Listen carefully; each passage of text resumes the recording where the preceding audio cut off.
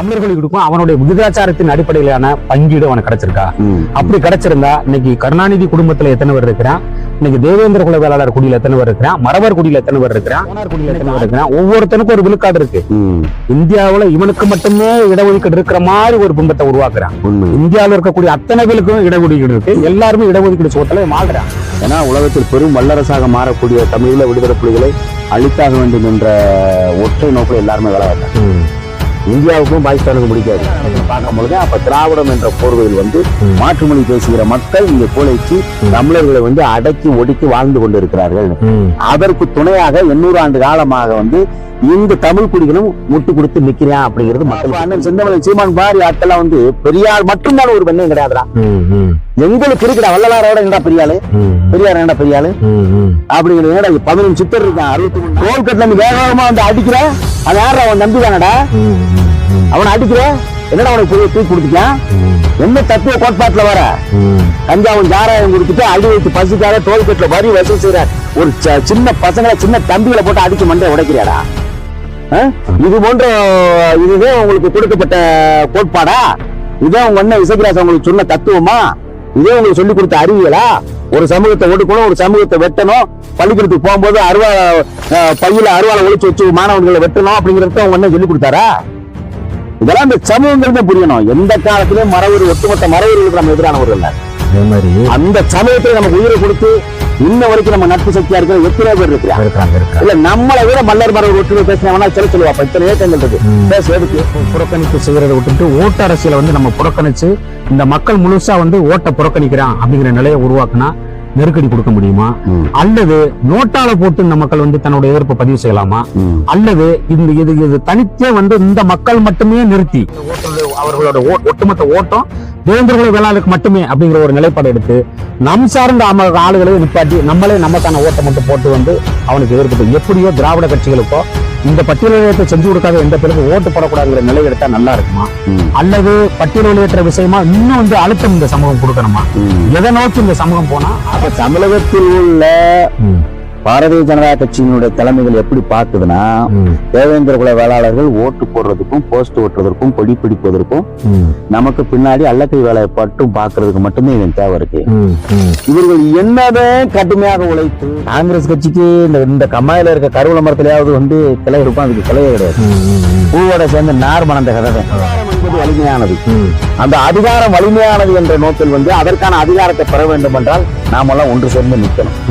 இந்த நிலத்திற்கான அரசியலை வென்றெடுக்கணும். தமிழ் தேசிய அரசியலை வென்றெடுக்கணும். தேசியமா திராவிட தேசியமா சுதந்திர தேசியமா அந்த காங்கிரஸ் கட்சியோட வாழ்வியலா இல்ல பகுத்தறிவு பேசிய திராவிட கட்சிகளினுடைய வாழ்வியலா? தளத்தியமும் கிடையாது. தளத்தியமா என்ன நோக்கம்? இல்ல மன்னரியமா இல்ல தமிழ் தேசியமா? ஏதாவது ஒண்ணு சொல்லணும்ல, ஏதாவது ஒண்ணு சொல்லணும்ல. படிக்கிற பையன் பள்ளிக்கூடத்துல அறுவாள் எடுத்து 8ஆம் கிளாஸ் படிக்கிற வயது 8ஆம் வகுப்பு படிக்கிற வயது வெட்டுறான் அப்படின்னா இங்க என்ன இருக்கு? நிலவியல் கோட்பாடுல சிக்கல் இருக்கா? சிக்கல் இல்லையா? இருக்கு, கண்டிப்பா. அப்ப தேசிய கட்சி நீங்க அதிகாரத்தை அதை மாத்த போறானா? அது எப்படி மாத்த மாட்டேன்? அது எப்படி முடியும்? அப்ப ஒரு இடத்துல கஞ்சா குடிக்கிறவனை அடிச்சு உள்ள வர்ற காவல்துறை கஞ்சா விற்கிறவனை ஏன் நீ பிடிக்க மாட்டேங்க? ஏன் கஞ்சா விளையிறது அரசுக்கு தெரியாதா? ஏன் சாராய நீ அரசு ஆலை தானே சாராய ஆலையா நடத்துறது? யாருங்க? இங்க அமைச்சர்கள் தாங்க நடத்துறியா? ஒரு மாற்றம் அடுத்த விளம்பரம் என்ன செய்ய? மல்லரியம் வேண்டாம், தலித்தியமும் வேண்டாம், திராவிடம் வேண்டாம், தமிழ் தேசியம் வேண்டாம், இந்த கோட்பாடெல்லாம் எதுவுமே வச்சுட்டு இந்த சமூகத்தை வழிநடத்தக்கூடிய தலைவர்கள் வாங்க. இன்னைக்கு 1000 2000 பணத்தை கொடுக்கறதுக்கு வந்துட்டான். நாளைக்கு அதை தாண்டியும் நடக்கலாம். ஏன்னா அவர் ஒரு தீர்க்க தெரிஞ்சு அந்த விஷயத்துல என் கட்சிக்காரனே அவன் பதவி பிடிக்கிறதா பொண்டாட்டியிலே கூட்டு கொடுப்பாண்டான்னு சொல்லிட்டு போன ஒரு பகலவன் இல்லையா? அவரை நம்ம மற்றவர்கள் அதிகாரத்தில் இருப்பாங்கிறது தமிழர்களுக்கு தெரியுமா புரியாதா? எத்தனை நாளைக்கு? அதுதான் நம்ம அரசியல் மாற்ற வேண்டும். ஒரு நாள் ஒரு பொழுது இந்த அரசு குடிவாரி கணக்கெடுப்பு நடத்தாது. ஒரு நாள் ஒரு பொழுதும் இந்த தமிழ் சமூகத்தினோட வாழ்வியல் வரலாற்றை இந்த அடுத்த தலைமுறைகள் வென்றெடுத்து அவர்களை வாழ்க்கையில் உணர்த்த வேண்டும், உயர்த்த வேண்டும் என்ற எண்ணமும் இந்த திராவிட கட்சி என்று சொல்லும் பொழுது பாண்டியர் என்பது தமிழர்களுடைய வரலாறு மட்டுமல்ல, வல்லர்களுடைய வரலாறு மட்டுமல்ல. பாண்டியர் என்ற சொல்லாடலில் பல்லர்களுடைய தோல்வி, தமிழர்களுடைய தோல்வி, தமிழர்களுடைய துரோகம் இது எல்லாம் அந்த இடத்துல அடங்கியிருக்கு. அப்போ பல்லமே பாண்டியன்னா எப்படி நிலவுடைமை சமூகமாக இருந்தவன் சிவனும் பார்வதியும் இந்த தொழிலில் இறங்கி நாச்சு நட்டவள். அப்ப இந்த பெருங்குடி, இந்த பார்வதிக்கு திருமணம் செய்யக்கூடிய இந்த சமூகம், முருகனுக்கு பெண் கொடுத்த சமூகம், முருகனுக்கு மறுவீட்டுக்கு அழைக்கக்கூடிய இந்த சமூகம் அப்படிங்கிற பேர்ல ஒரு 3-4 நாளா வந்து இன்னைக்கு சமூக ஊடகங்கள் முழுசா வந்து எசைக்கு ராஜா சார்ந்த அந்த உறவுகளும் வந்து டோல்கேட்ல அடிச்சு உடைச்சது மட்டும் இல்லாம அந்த பணிபுரியக்கூடிய அப்ராணி சப்ராணிகளையும் வந்து காயப்படுத்தி ரத்த ஆறு ஓட வச்சிருக்காங்க. இது ஒட்டுமொத்த தமிழர் சமூகத்தையும் வந்து ஏற்கனவே வரலாற்று முரண் வளர்க்கக்கூடிய வேலையை பார்த்துக்கிட்டு இருந்த எசைக்கு ராஜா இப்படி தர லோக்கலா இறங்கி ரவுடிசம் பண்ணக்கூடிய வேலையும் இன்னைக்கு நடக்குது. இது சம்பந்தமாக இப்போ ஒரு 31 பேர் மேல வந்து PCR வழக்கு போடப்பட்டதாகவும் சொல்லப்படுது. ஆமா, அது வந்து எந்த அளவுக்குங்கிறது உறுதிப்படுத்தப்பட்ட தகவலா என்னன்னு தெரியல. ஆனா இந்த சம்பவங்களுக்கு பொதுவாகவே வந்து இது போன்ற ஒரு ஆதிக்க மனப்பான்மை கொண்ட எந்த நபராக இருந்தாலும் வந்து அரசு வந்து இரும்பு கடம் கொண்டு ஒடுக்கணும் அவங்கள முதல்ல.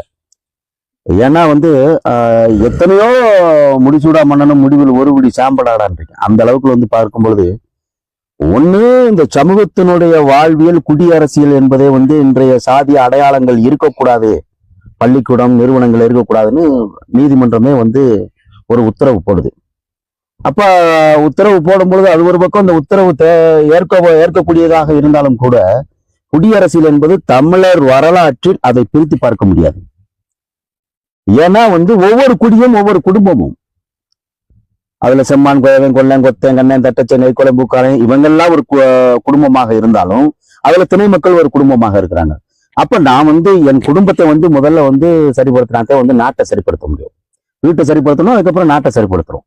இந்த நோக்கத்திலே வந்து குடியரசியல் வந்து அமைப்புகள் வந்து வேலைகளை செய்யணுமே தவிர வந்து ஒரு குடியை ஒடுக்கணும், ஒரு குடியோட வாழ்வியலை அழிக்கணும், ஒரு குடி மட்டும் வந்து அதிகாரத்துல உட்காரணும், மிச்சம் யாரும் வரக்கூடாது, நாங்க ஒடுக்குவோம், நாங்க ஆடுவோம், ரெண்டாவது எளிய மக்களை வந்து அடிச்சு துன்புறுத்தி மண்டை உடைப்போங்கிறது வந்து இதெல்லாம் காலப்போக்குல காணல் நீராக போக வேண்டிய கால சூழல் இருக்கு. இதெல்லாம் வந்து அரசு இரும்பு கரம் கொண்டு ஒடுக்குவதோடு மட்டுமில்லை, இவர்களை போன்ற நபர்களை வந்து அந்த சமூகங்கள் தான் அடையாளம் பார்க்கணும். இல்ல எப்படியாவது யார் வந்தாலும் தலைவன் தானா, இது வந்து ஏற்றுக்கொள்ள முடியாத ஒன்று. இன்னொரு சம்பவம்னே, ஒட்டுமொத்த மறவர் சமூகமும் நமக்கு எதிரிகள்லாம் கிடையாது. இல்ல, ஒட்டுமொத்த கல்லர் சமூகத்து மக்களும் நமக்கு எதிரிகள் கிடையாது. அதெல்லாம் குறிப்பா அகமுடையார் சமூகம் நமக்கு எதிரிகள் கிடையாது. அதுல சமூக முரண் எல்லாம் ஒண்ணுமே இல்ல, வரலாற்று முரண் நிக்குது. அந்த வரலாற்று முரண்ல கூட அதுல வலுவான ஆதாரமோ வலுவான காரண காரியங்களோ எதையுமே முன் வச்சு பேசுறதுக்கு முதுகெலும்புல துணிச்சல் இல்லாத இந்த PMT வலையொலியில மட்டுமே வந்து ஒரு வன்முறையை தூண்டக்கூடிய பல காணொலிகள் போட்டிருக்கிறேன். சமீப காலமா அண்ணன் கடைசியா கூட அண்ணன் வடிவேல் ராவணன் வந்து ஒரு இடத்துல பேசினதை எடுத்து அவன் இவன் சொல்லி ஒருமையில பேசினான். இப்படி தொடர்ந்து ஒவ்வொரு நபர்களையும் பாத்தீங்கன்னா அவன் வந்து ஒரு ஆளை வந்து உளவியல் ரீதியா தாக்குதா நினைச்சு அவன் தன்னைத்தானே கேவலப்படுத்திக்கிட்டு இருக்காங்கிறது அவனுக்கு தெரியல. அண்ணன் செந்தில் மலரை வந்து காமக்குடரன் செந்தில் மலர் கைது அப்படிங்கிற ஒரு கம்ப்ளைண்ட் வச்சு அவன் போட்டு செந்தில் மலரை பாத்தீங்கன்னா அவ்வளவு கடுமையா விமர்சிச்சான். 2 விஷயம் இருக்கு. கவிமணி தேசிய விநாயகம் சொல்றாரு, ஒரே விஷயம், ஒழுகும் கண்ணீரில் ஓடு முதிரத்தில் தேடி பார்த்தாலும் சாதி தெரிவதுண்டோ அப்படிங்கிறாரு. ஆனா அந்த சாதி சங்கங்கள் வந்து இன்னைக்கு வச்சுக்கிட்டு, சாதி அமைப்புகள் வச்சுக்கிட்டு, சாதிவாதம் பேசிக்கிட்டு, பிற தமிழ் சமூகங்களை தொடர்ந்து வந்து துண்டாடிக்கிட்டு அந்த தமிழ் சமூக இணக்க அப்படிங்கிற ஒரு ஓர்மை அப்படிங்கிற ஒரு ஒற்றைப்பிள்ளையில வரவிடாம தடுக்கக்கூடிய இந்த அமைப்புகளை இந்த அரசு ஏன் இது வரைக்கும் தடை செய்ய மாட்டேங்குது? என்ன காரணம்? தடை செய்ய சொல்லி நீதிமன்ற உத்தரவு போட்டிருக்கு. அரசு கல்லர் பள்ளி, அரசு ஆயுதவர் பள்ளி இந்த மாதிரி எல்லாம் இருக்கக்கூடாது அப்படின்னு சொல்லி இப்ப உத்தரவு போட்டிருக்கு. எடுங்க அப்படின்னு சொல்லி இதைத்தான் நீதியரசர் சந்துரு ஒரு 6 மாசத்துக்கு முன்னாடி வந்து ஒரு அறிக்கை வந்து அரசு கொடுத்து இதை உடனடியா நீங்க அமல்படுத்தணும், என்ன தம்பி சின்னத்துறை தாக்கப்பட்டதுக்கு முன்பாக. இப்ப இந்த மாதிரி ரவுடிசம் பண்ணக்கூடிய எசைக்கு ராஜா மாதிரி ஆளுகளை பார்த்துட்டேன் இன்னைக்கு சின்ன பையன் புஷத்துக்குள்ள அருவாள் எடுத்து கொண்டு போய் நடுமண்டையில சக தோழனை வெற்ற படுபாவத செயல்லாம் இன்னைக்கு பூமியில நடக்குது. இது எதை நோக்கினே போகும்? இல்ல, அது வந்து பாத்துட்டீங்கன்னா அந்த விதைக்கப்படுது, வன்முறை முழுக்க வந்து விதைக்கப்படுது. கடந்த காலங்கள்ல வந்து பாத்துட்டீங்கன்னா 1957க்கு பிறகு ஐயா இமானுவேல் சேகரன் படுகொலைக்கு பிறகு வந்து தென் தமிழகத்துல இன்று வரை வந்து நீர் பூத்த ஒரு நெருப்பு போல வந்து மல்லர்களுக்கும் மறவர்களுக்கும் முட்டி மோதுகின்ற ஒரு செயல் அரசியல் கட்சிகளுடைய சூழ்ச்சி, திராவிட கட்சியினுடைய சூழ்ச்சிகளால வந்து இந்த சமூகம் முட்டி மோதி சிறையில் இறந்தவர்கள் எத்தனை பேர், சிறைச்சாலையிலே இருந்து இளைஞர்கள் வெளிவர முடியாமல் இன்னும் துடித்துக் கொண்டிருக்கிற இளைஞர்கள் எத்தனை பேர் இருக்கான், வாழ்க்கையை அழிஞ்சவன் நாசமா போனவன் எத்தனை பேர் இருக்கிறான். இன்னைக்கு 1957 கலவரம் மட்டும் இந்த மண்ணில் தென் தமிழகத்திலும் அதுவும் இந்த பரமக்குடி பகுதியில் அந்த கொலை நடக்காம இருந்திருந்தா இன்று வந்து இன்னைக்கு எப்படி கொங்கு தேசம் செழித்து தொழிற்சாலைகள் ஓங்கி நிற்கிறதோ அது போன்றே தென் தமிழகத்துல தொழிற்சாலைகள் ஓங்கி நின்றுக்கும், பெரும் தொழில் வளங்கள் வளர்ந்த பகுதியாக மாறி இருக்கும். ஆனா அந்த சமூகம் முட்டி மோதியதனுடைய விளைவு தொடர்ந்து கலவரம், தொடர்ந்து கொலை, தொடர்ந்து இது போன்ற சமூக சிக்கல் இருப்பதனால்தான் யாரும் தொழில் தொடங்கல. தெற்கே தேய்கிறது, வடக்கே வளர்கிறது அப்படின்ற ஒரு எண்ண ஓட்டங்கள் உருவாயிருச்சு. அப்ப இது போன்ற நபர்கள் எத்தனையோ பெரும் பெரும் ரவுடி, தாதா, ஹீரோவாக வளம் வந்தவங்க எல்லாம் இன்னைக்கு எத்தனையோ பேர் காணாம போயிட்டாங்க. இவெல்லாம் எம்மாத்திரம் அப்படிங்கறத வந்து காலம்தான் தீர்மானிக்கணும். அப்ப இந்த இடத்துல PMT மாதிரி மீடியாக்கள் அதனுடைய தலைவர்கள் வந்து இளைய தலைமுறைக்கு நஞ்ச விதைக்கிறான்.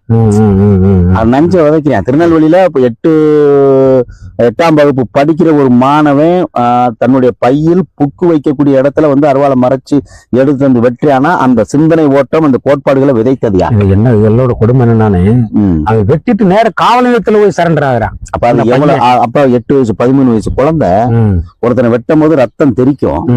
அப்ப அவன் என்ன மாதிரி மனநிலை உடையவன், எதை நோக்கி வளர்றாங்கிறது வந்து இந்த சமூக சூழல் எப்படி உருவானது, அந்த சமூக சூழலை உருவாக்கியது இவர்களை மாதிரி எந்த நோக்கமும் இல்லாம, எந்த ஒரு அரசியல் பார்வையும் இல்லாம, இலக்கிய பார்வையும் இல்லாம, எதுவுமே வந்து எந்த கோட்பாடு கொள்கை இல்லாம வந்து சாதி என்ற ஒற்றை புள்ளியில் அதற்கான கொடியை மட்டும் பிடிச்சு தன் வகுத்தை மட்டும் வளர்க்கணும், தான் வந்து அரசியல வளரணும், தன்னுடைய பொருளாதாரம் மட்டும் வளர்ந்து நிக்கணுங்கிறதுக்காக சமூகத்தினுடைய எதிர் சமூகமாக கருதக்கூடிய இந்த சமூகத்திலே வந்து சிக்கலை மட்டும் உருவாக்கி அது மூலமா விளம்பரத்தை உருவாக்கி அப்படியே அதுல குளிர்காயிரதே தன்னோட அரசியல வச்சு எவன் குடிய கெடுத்தாலும் சரி என் குடும்பம் நல்லா, எவன் குடி, எவன் தாலி இருந்தானே, எவன் செத்தானே, நான் நல்லா இருக்கணும், நான் பங்களா கட்டணும், நான் அரசியல நான் வந்து வளம் வரணும், அதுக்கு பூரா நீ கொடி பிடிக்கணும், கோஷம் பண்ணணும், அவங்களுடைய கொள்கை என்ன, கோட்பாடு என்ன, தத்துவம்னு சொல்லுங்க பார்ப்போம். நான் இந்த கொள்கை நீ வந்து ஓங்கி நீ பேசிக்கிட்டு இருக்க, நீ அரசியல்ல வந்து இந்த பாண்டியர் வந்துட்டார், அந்த பாண்டியர், முதல்ல எந்த பாண்டியர், அந்த பாண்டியனுக்கு ஒத்த ஒரு பக்கத்துக்கு விளக்கம் கொடுக்க சொல்லுங்க பார்ப்போம். அதோட வேற சொல்லு என்ன விளக்கம் கொடு பார்ப்போம். ஒரு பக்கத்துக்கு நீ விளக்கம் கொடு பார்ப்போம். அதுக்கு துப்பு இருக்கா, வக்கு இருக்கா, எதுவும் கிடையாது அவனுக்கு. அப்ப வந்து என்ன சொல்லுவோம், அரசியல் பண்றேன்னா உன் சமூகத்தில் உள்ள இளைஞர்களுக்கு கல்வியை கொடு, பொருளாதாரத்தை கொடு, வளர்ச்சியை உருவாக்கு. எத்தனை விதவைகள் இருக்கா, எத்தனை பேர் வேலை இல்லாதவன் இருக்கான், எத்தனை இளைஞர்கள் படிக்க முடியாம இருக்கான், அவனுக்கான முடிவுகள் எடுக்காம வந்து மாறி மாறி மாறி சரி நீதான் வரலாற்று பேசுறேன்னா தலைவரோட பேசு. என்னன்னா தெரியல, முதல்ல தமிழ் தெரியுமான்னு கூட புரியல. ஒண்ணு இலக்கிய கல்வெட்டு இது போன்ற சான்றுகளோட அறிஞர்களோட கூற்று தெரியுமானா எதுவும் தெரியாது, படிக்கிறதே இல்ல. படிப்போம் முதல்ல வந்து அது அதுல பிள்ளையார் சொல்லி என்னன்னு தெரியல, இலக்கியங்களை பத்தி ஒண்ணும் தெரியல. அப்ப நான் பேசு, சான்றுகளோட பேசு. எத்தனை முறை நம்ம அழைப்பு கொடுத்திருப்போம், வர முடியுமா? ஒரு 5 நிமிஷம் பேச வரலாறு, இலக்கியம், காப்பியம், கல்வெட்டுகளை பத்தி படிக்கணும்னு அவசியமே கிடையாது. பாண்டியன்னு ஒத்தை சொல்லுல இருக்கு வரலாறு. அதோட மூலச்சொல் என்ன, அதோட வேர் சொல்ல என்ன, அரசுனா யாரு, நகரம்னா என்ன, எந்த நிலங்கிறது வாழ்வியல் அந்த ஒத்த சொல்லுல இருக்கு. நீ சொல்லணுமா சொல்லிட்டு போய் எங்கள்கிட்ட கேள்வி வைக்கிற? சமீபத்துலனே முக்தார்னு ஒரு லூஸ் பே இருக்கேன். அந்த லூஸ் பே அண்ணன் சீமான வந்து தொடர்ந்து இவன் வந்ததுனால இந்த எசைக்கு PMT எசைக்கு தொடர்ந்து வந்து ஒருமையில வஞ்சுக்கிட்டே இருந்ததுனால உடனடியா அவன் கூப்பிடுறான். முக்தார் வந்து திமுகவோட கைக்கூலி, எதிரிக்கு எதிரி நமக்கு நண்பன் கூப்பிடுறான். கூப்பிட்டு வந்து ஒரு பேட்டி எடுக்கும்போது பாத்தீங்கன்னா அவன் கேட்கிறான் கேள்வி, நல்ல கேள்வி வச்சானே, அது எல்லாருமே உலகமே பார்த்திருக்கோம். இப்ப உங்க பேர் என்ன அப்படின்னு கேட்கிறான். எசைக்கு தேவர் அப்படின்னு சொல்றான். அப்போ எடுத்தடுப்புல அவன் கேட்ட கேள்வி, தேவருங்கிறது நீ படிச்சு வாங்கின பட்டமான்னு கேக்குறேன். இல்ல அது நகைப்புக்குரிய ஒரு வீடியோ, அது வந்து அது வேற ஏதாவது பேசுவோம், அதை பார்த்தோம்னா அது வேண்டாம், வேற ஏதாவது பேச. இல்ல நான் என்ன கேக்குறேன், நானு உன்னுடைய அந்த பேட்டியில நீ சொன்ன விஷயம் என்னன்னு தெரியுமா? எதுக்காக நான் அந்த விஷயத்த சுட்டி காட்டுறேன்னா, நான் வாடகைக்குத்தான் ஆட்டோ ஓட்டினேன், நான் ஒரு ஆட்டோ ஓட்டின வந்தேன்.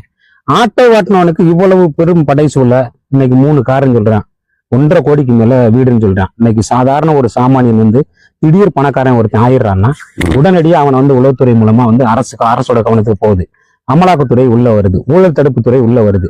நீ இவ்வளவு ஷார்ட் பீரியட்ல நீ இந்த சமூகத்தை வச்சு நீ எப்படி வந்து திரள்நிதி சீமான் அப்படின்னு அண்ணன் சீமான தொடர்ந்து வலைவழியில பேசிக்கிட்டே இருந்தாங்க, நீ கவனிச்சிருப்பீங்க. அப்ப நம்ம இதே திரள்நிதியை தான் நீ பாத்துக்கிட்டு இருக்க அப்படின்னு சொல்லி சொன்ன உடனே உடனடியா வந்து கடுமையான எதிர்ப்பை சொல்லி தனிநபர் துதி வசைபாடலுக்குள்ள வாரான்.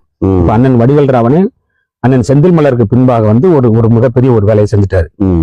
2வது ஒரு மறுப்புகரம் கொடுத்து சரி பண்ணாருன்னு வச்சுக்கோங்க. காமக்கொடூரன் செந்தில் மலர் கைது, நடந்த பிரச்சனை என்னங்கிறது அவருக்கு தான் தெரியும், அங்க நடந்தக்கூடிய என்ன பிரச்சனைங்கிறது அந்த மக்களுக்கு தான் தெரியும். அதை உடைச்சு எப்படி கொண்டு போய் உருவாக்குறான் பாருங்க. உடனடியா அந்த திமுகவின் சார்ந்த அல்லக்கை ஊடகங்கள் புறாமையும் சீமானின் அல்ல கை செந்தில் மலர் கைதுன்னு பல ஊடகங்களை போட்டு நாசப்படுத்தினாங்க. இப்ப இத்தனை ஊடகங்களும் வந்து இன்னைக்கு அடிச்சு நொறுக்கிருக்காங்கல்ல, இன்னைக்கு டோல்கட்டை அடிச்சு நொறுக்கிருக்காங்கல்ல, டோல்கட்ல அப்புறாணி சப்புராணி மண்டை உடைச்சிருக்காங்க. இந்த காவல்துறைக்கு அப்ப உங்கள் மேல ஒரு முகம், அவர்கள் மேல ஒரு முகம், பாராமுகமா காட்டுதா? ஏன் முனைப்பு காட்டல? அதாவது திரள் நிதி வாங்காம யாரும் அரசியல் பண்ண முடியாது, கட்சி வளர்க்க முடியாது. ஐயா கருணாநிதி இருக்காருன்னா அவர் பாட்டி வீட்டு சொத்தை வச்சா வந்து கட்சி வளர்க்க கிடையாது. அவர் எப்படி வந்து அவர் சொந்த ஊர்ல இருந்து சென்னை போனாருன்னு எல்லாருக்கும் தெரியும். அப்ப வந்து உடனே வந்து செந்தில் மலர்னா நீங்க திரள் நதி ஜிபே அப்படின்னா வந்து அந்த செந்தில் மலர் திரள் நதி ஜிபேன்னா அப்ப இவன் பாட்டி தாத்தா வந்து காப்பி கடை வச்சிருக்கான், இல்ல ரப்பர் தோட்டம் இருக்கா, எத்தனாயிரம் ஏக்கர் ரப்பர் தோட்டம் இருக்கு, எத்தனாயிரம் ஏக்கர் காப்பி தோட்டம் இருக்கு, இல்ல எத்தனாயிரம் ஏக்கர் நெல் விளையிற பூமி, அந்த பூமி உங்களுக்கு எப்படி வந்துச்சு புரியுதுங்களா? அப்ப இவங்க நம்ம கடந்து வந்த பாதை எல்லாருக்கும் தெரியும். நாராயண யாருன்னு தெரியும், கரிகால யாருன்னு தெரியும், செல்வ யாருன்னு தெரியும், முனியாண்டி யாருன்னு தெரியும். புதுசா யாரும் முளைச்சு வரல. அப்ப வந்து நாங்களே வந்து பொருளாதாரத்துல திரள் நிதி வாங்கித்தான் இயக்கம் நடத்துறோம்னு அவரவர் வாயில சொன்ன சான்றுகளும் நம்மகிட்ட இருக்கு. அதாவது ஒண்ணு, இந்த திராவிட கட்சியினோட அதிகாரத்தில் இருக்கிற தன்னின பகையால் வந்து வீழ்த்தப்பட்ட தமிழர்களுக்கு, தெலுங்கர்களுக்கு துணையாக இருக்கிற கூட்டம் யார் என்பது தெரியும். ஒட்டுமொத்த தமிழர்களுக்கும் தெரியும். அப்ப அந்த இடத்தில் இந்த மண்ணில் கோலைச்சு நிற்கிற இந்த திராவிட கட்சிகள், அதற்கு துணை நிற்கிற இந்த தன்னின பகையான இந்த தமிழர்கள், நாம் மட்டுமே அதிகாரத்தில் இருக்க வேண்டும், மற்றவர்கள் இருக்கக்கூடாது, எந்த விதத்திலும் அவர்களை ஒடுக்க வேண்டும், அவர்களை வீழ்த்த வேண்டும், அரசியலாக, கல்வியலாக, பொருளாதார ரீதியாக வளர்ந்து வரக்கூடாது என்பதுல சரியா திராவிட கட்சிகளும் அதற்கு துணை நிற்கிற கூட்டமும் வந்து கங்கணம் கட்டி வேலை பார்த்துட்டு இருக்கு. புரிஞ்சுட்டீங்களா? அப்ப பூர்வகுடியான 800 ஆண்டு காலத்திற்கு முன்பாக இந்த வீழ்த்தப்பட்ட பழந்தமிழர் பாண்டியர் குடிகள் தனக்கான அதிகாரத்தை மீட்டெடுக்கும் பொழுது அவர்களை ஒடுக்க வேண்டும் என்ற எண்ண ஓட்டம் திராவிட கட்சிகளுக்கும் வருகிறது, அதற்கு துணை நின்ற தமிழின துரோகிகளுக்கும் வருகிறது. புரிஞ்சுட்டீங்களா? அப்ப இப்ப நீதமாண்டியன் ஏன் கூகுறான்னா, இங்க தமிழர்களோட வீழ்ச்சி என்று பார்க்கும் பொழுது அவர்களுக்கு எதிர்மனையாக இருக்கிறது துரோகி. அப்ப அந்த துரோகி யாரான்னு கேட்க வேண்டியது வருதா? அதுதான் இங்க சிக்கல் இருக்கு. அதுதான் சிக்கல். ஒத்த வரியில விளக்கம் கொடுக்க சொல்லுங்க பாப்போம். அப்ப இது முழுக்க என்னன்னா, அதிகாரம் என்பது ஒட்டுமொத்த தமிழர்களுக்கும் பகிர்ந்தளிக்க கூடாது. எனக்கு மட்டுமே அதிகாரம் இருக்க வேண்டும். பொருளாதாரமா நான் தான் முன்னாடி நிக்கணும். நான் ஒரு வணிகத்தை தொடங்கணுமா நான் தான் முன்னாடி நிக்கணும். அரசியலா, சட்டமன்ற உறுப்பினரா நான் தான் இருக்கணும். பாராளுமன்ற உறுப்பினரா நான் தான் இருக்கணும். வார்டு கவுன்சிலரா அதுவும் நான் தான் இருக்கணும். மாவட்ட கவுன்சிலரா அதுவும் நான் தான் இருக்கணும். அமைச்சர்களா நான் தான் இருக்கணும். இந்த எண்ண ஓட்டங்கள் வந்து இந்த நிலவியல் கோட்பாட்டில் வந்து வரும் காலங்களில் கடுமையான பின்விளைவுகள் மட்டுமல்ல, இந்த தமிழர் நிலத்திற்கு எதிரான இந்த சதிச்செயலை வந்து மண்ணின் பூர்வகுடியான பாண்டியர்களுடைய எழுச்சி என்பது தமிழ் தேசிய அரசியலுடைய வளர்ச்சி. இது கண்டிப்பாக அது உடை தெரியும். இது போன்ற வந்து ஒரு கொடூரமான ஒரு இந்த எண்ண ஓட்டம் கொண்ட இது போன்ற ஒரு ஈனத்தனமான அரசியல்லாம் வந்து உடை தெரிவதற்கு ரொம்ப காலம் ஆகாது. தமிழீழ தாகம் கொண்டு பெரிய அளவுல வந்து நமக்கென்று ஒரு நாடை கட்டமைச்சு நம்ம வந்து வேற மாதிரி இந்த தமிழருடைய வாழ்வியலை கொண்டு போயிடணும் அப்படின்னு சொல்லி ஈழத்தமிழர் விடுதலைக்காக போயிட்டு அண்ணன் பிரபாகரன் வந்து ஒட்டுமொத்த சமூக விரோதிகள் சொல்லக்கூடியது அந்த பல நாடுகள் 27 நாடுகள் ஒன்று சேர்ந்து அழிச்சு ஒழிச்சு இந்த தமிழர் தேசியத்தை வந்து எந்த ரூபத்திலையும் உலகத்துல எவனுமே எந்திரிச்சிட கூடாதுங்கிற பல நாடுகள் வெளியில கங்கன் கட்டிட்டு வேலை செஞ்சது மாதிரி இங்க தமிழர்களுக்குள்ள முட்டி மோதக்கூடிய முரணை வளர்க்கறதுக்கு இவங்களெல்லாம் வளர்க்கிறது திராவிடமோ அப்படிங்கிற ஒரு ஐயப்பாடு கூட நமக்கு பல இடங்கள்ல வந்திருக்கு. ஏன்னா அவன் செய்யக்கூடிய வேலைகளை பூரா பாருங்க. இப்ப நீங்க மல்லனும் மரவனும் முட்டிக்கிட்டு கிடந்தா எவனுக்கு லாபம்? திராவிட அரசுகளுக்கு லாபம். ஆமா. இப்ப ஏனைய பிற தமிழ் குடிகள் ஒருத்தன் மாத்தி வெட்டுக்கிட்டான யாருக்கு லாபம்? எதிர்க்கு லாபம். இப்ப நமக்கான லாபம் இருக்கா? நமக்கான அதிகார பதிவு நம்ம கிடைச்ச போதா? நமக்கான பிரதிநிதித்துவம் வந்துட போதா? ஒவ்வொருத்தனுக்கும் இடஒதுக்கீடு படி, அவனுடைய இடஒதுக்கீடு அளவீடுபடி, அவனுடைய எண்ணிக்கையின்படி சரிவிகித சமநிலை வந்து இந்த இவனுக்காக இங்க கிடைக்கப்பட்டிருக்கா? இல்ல. ஒவ்வொரு குடிக்கும் கேட்கிறேன். நான் கேட்கறது இந்த மல்லரனும் தேவேந்திர குல வேளாளருக்கு மட்டும் கேட்கல, ஒட்டுமொத்த தமிழர்களுக்கும் அவனுடைய விகிதாச்சாரத்தின் அடிப்படையிலான பங்கீடு அவனுக்கு கிடைச்சிருக்கா?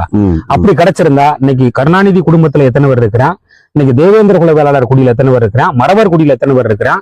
இன்னைக்கு அடுத்து எடுத்துக்கிட்டீங்கன்னா கோனார்குடியில எத்தனை பேர் இருக்கிறான், ஒவ்வொருத்தனுக்கும் ஒரு விழுக்காடு இருக்கு. இந்தியாவுல இவனுக்கு மட்டுமே இடஒதுக்கீடு இருக்கிற மாதிரி ஒரு பிம்பத்தை உருவாக்குறான். இந்தியாவில இருக்கக்கூடிய அத்தனை பேருக்கும் இடஒதுக்கீடு இருக்கு, எல்லாருமே இடஒதுக்கீடு சோத்துல மாள்றான்.